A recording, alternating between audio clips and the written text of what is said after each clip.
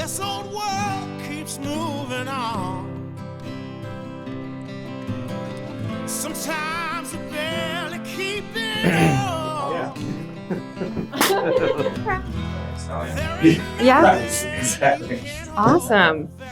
So where did the band name come from? How did you come up with that? I guess that might have been my fault. That might have been Kelly Morlock too.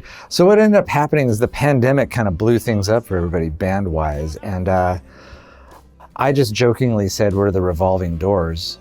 And then it was a joke in gigs. I'd say, hey, you guys have heard of the Doors, right? Well, we're the Revolving Doors. And so, yeah, here we are. Kind of stuck. Yeah, kind of tried stuck. to like evolve it into Revolving Doors or... Yeah, we're now the de-evolving Doors. Evolving Doors.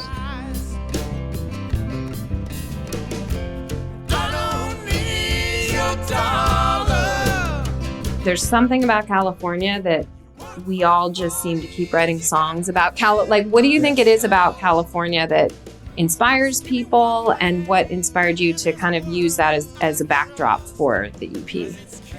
I mean, California is kind of like a place where everyone wants to be. You know, it's like the final frontier, you know, moving west. And I think that was the stanza at the time, the Covered Wagons, is California or bust.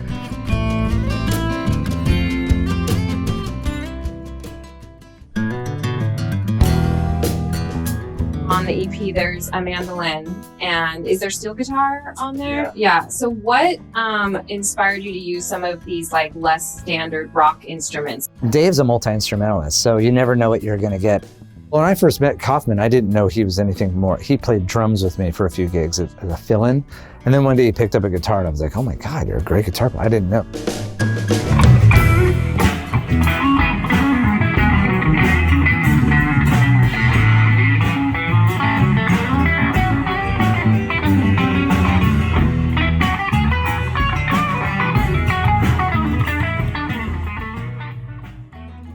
Like, I'm big on setting little rules for myself, that are self-imposed when it comes to creating things, but I know that's not everybody's style, so.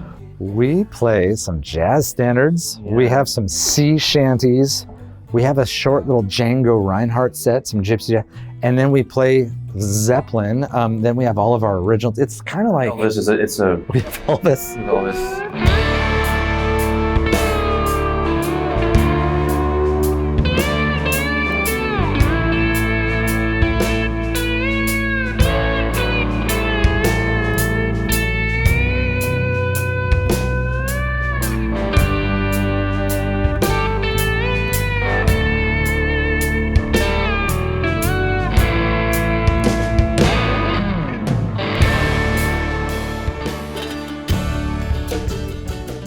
How did you all find out about Sloth Mountain? I've known Brian. I've known about Brian for a long time. He's, he's been on the scene for a long time. I knew about his history with Echo Brain.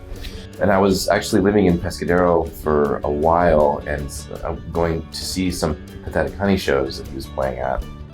Eventually kind of got to know each other a little bit, and then ended up coming into the studio for a jam one night and was like, okay, this place has got it going on. I feel like things that get recorded here feel like warm almost. And so I was curious how you all felt about that process, recording here versus just being in like someone's bedroom on Pro Tools. Like, absolutely. Could you talk a little bit about that? Yeah, I think you hit the nail on the head.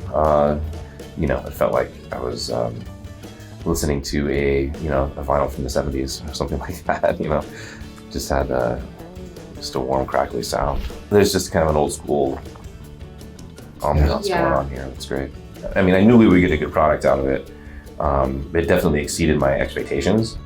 Really to come in here and just bang it out and come out with a product as good as we got for the amount of time and money we spent was incredible, really. Yeah.